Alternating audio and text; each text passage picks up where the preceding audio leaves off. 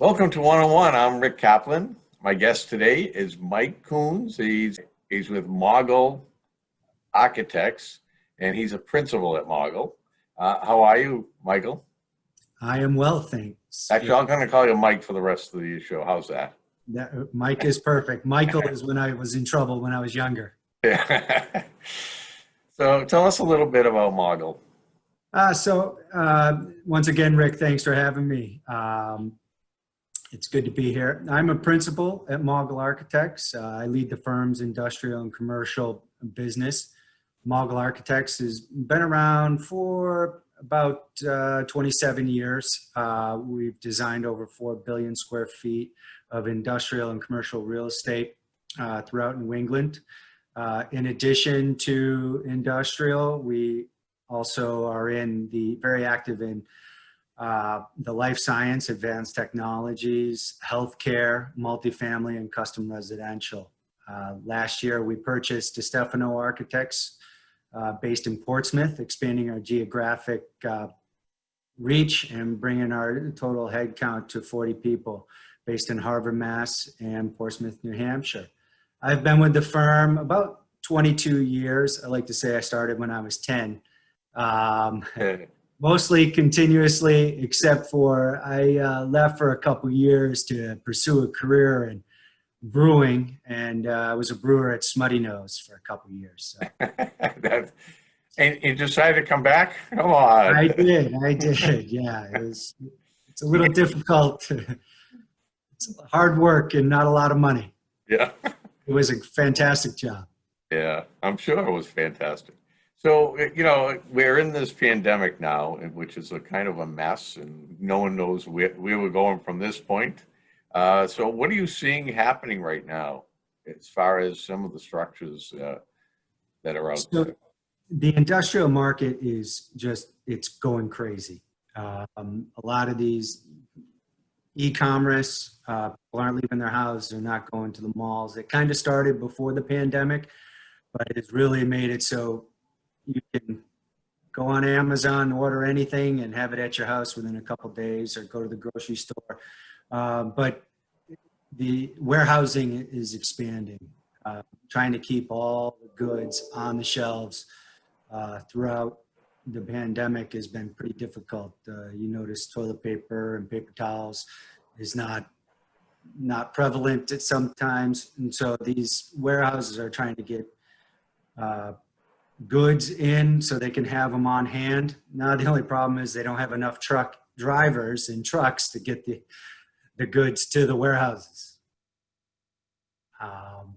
So Amazon just announced that they're going to put, they're trying to put 1,000 new warehouses in the suburban markets, almost like the last mile to get the goods to the people a lot sooner.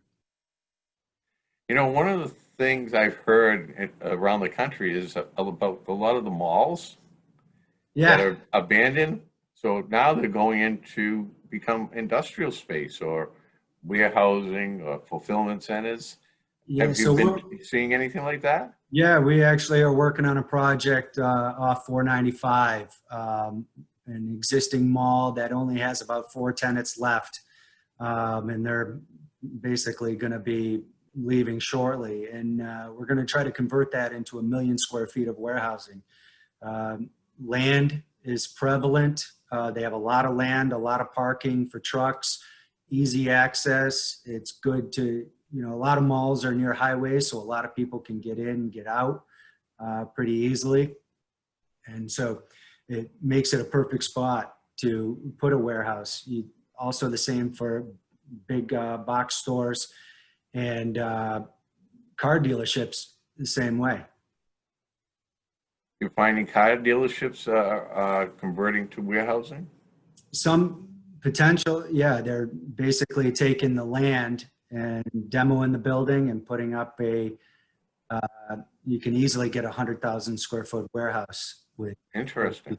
Clear, yeah. Now, how are you seeing the availability for land to build on?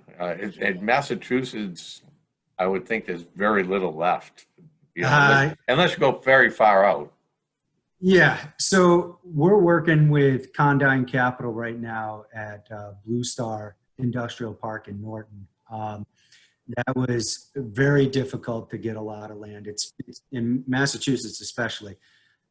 Land is so hard to come by, and they actually were able to acquire multiple parcels together, and it was anywhere from residential houses to I think there was a driving range they bought, and to put continuous 150 acres together.